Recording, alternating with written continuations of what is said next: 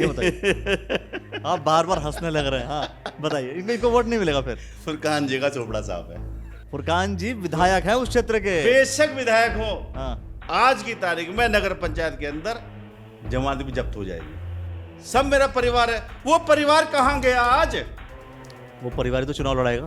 परिवार केवल इनकी बीवी रह गई क्या, या इनके बच्चे रह गए? इनके अपने प्रतिनिधि थे जो जिन्होंने इनकी इतनी सेवा की है, वो कहाँ गए? या रामपुर गांव के अंदर कोई और आदमी नहीं था क्या?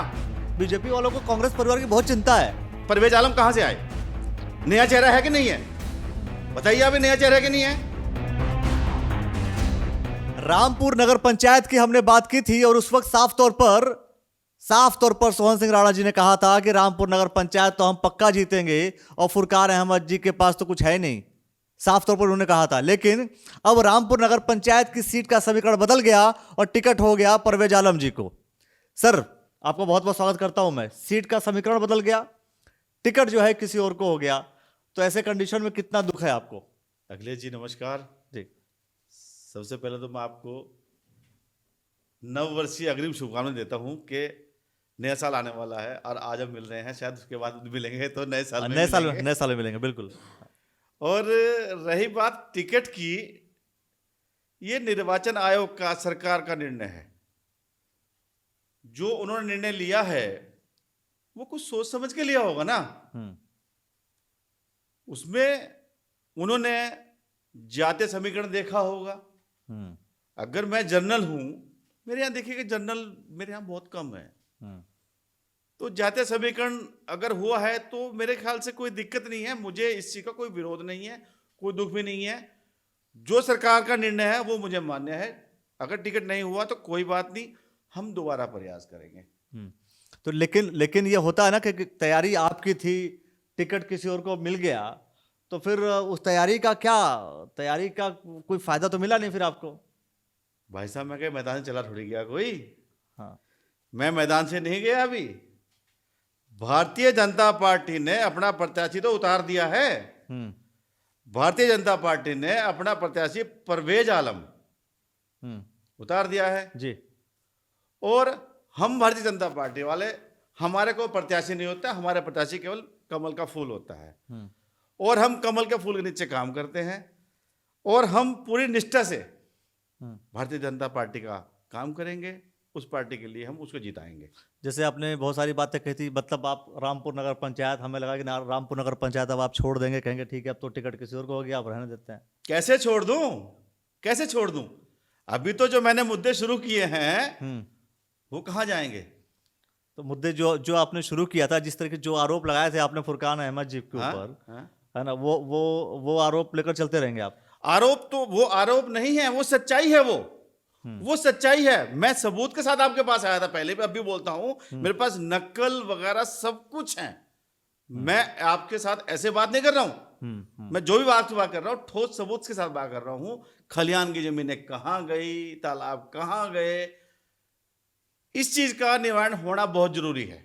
चलिए, अब मेन बात यह है कि रामपुर नगर पंचायत में अगर हम इन दो चेहरों की बात करें, दो पीछे हमारे जो चेहरे हैं, अगर हम इसकी बात करें तो फुरकान अहमद जी विधायक हैं, बात चुनाव ये नहीं लड़ रहे हैं, और दूसरी तरफ हो गए बीजेपी का चेहरा। तो फिर जो है क्या स्थिति आपको लगती है कि अब भारतीय जनता पार्टी की पोजीशन क्या होगी और कांग्रेस की पोजीशन क्या होगी?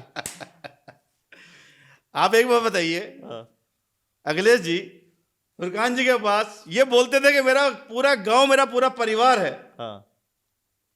सब मेरा परिवार है। वो परिवार कहां गया आज? वो परिवार ही तो चुनाव लड़ाएगा।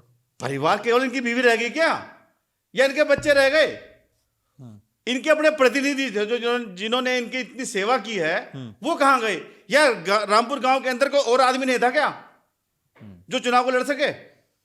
सीट ओबीसी थी ना, कोई भी टिकट भर सकता था। कोई भी क्या केवल इनको ही चाहिए क्या सब कुछ?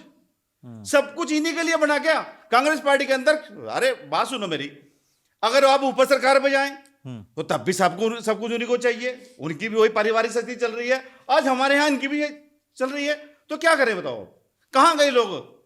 फुरकान जी ने अपनी बीवी का जो है चुनाव लड़ने का निर्णय लिया है, बिल्कुल गलत लिया है। गांव के अंदर और भी लोग थे, इनके अपने खुद के प्रतिनिधि थे। मैं नाम तो नहीं बता सकता, बहुत सारे प्रतिनिधि हैं, उनमें से कोई तो आ सकता था ना यहाँ पे, नहीं आया। क्यों?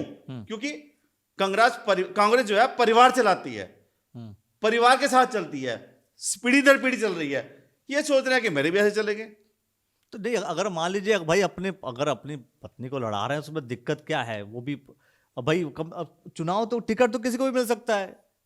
और आपको इतनी चिंता क्यों है कांग्रेस परिवार की? कांग्रेस परिवार क्या कर रहा है? बीजेपी वालों को कांग्रेस परिवार की बहुत चिंता है। बीजेपी को आप अपने परिवार की चिंता कीजिए ना। मैं इन्हीं की चिंता कर रहा हूं। इन्होंने कहा था कि मेरा गांव मेरा परिवार है, उस परिवार में से कौन है, कहां है? आप जो है बीजेपी परिवार की चिंता नहीं कर रहे हैं, आप कांग्रेस परिवार की चिंता करेंगे। तो एक बात बताइए, हाँ। क्या कौन हमारे परिवार में से कौन, ये कहां से आया बताइए आप? ये परवेज आलम कहां से आए? नया चेहरा है कि नहीं है?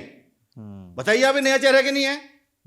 अभी ये हमारे जो विधायक जी जो हैं, जब भी निकाल के ला रहे हैं, पहले अभी जो संगठन बना था हम इनका बेटे को लड़ाएंगे, अभी अचानक से क्या हुआ कि इनकी बीवी मैदान में उतर गई। ऐसा क्या हुआ कि गांव के अंदर कोई नहीं रहा, या पूरी नगर पंचायत के अंदर कोई ऐसा व्यक्ति नहीं रहा जो चुनाव लड़ सके? तो क्या लगता है आपको कि मतलब इनको वोट नहीं मिलेगा?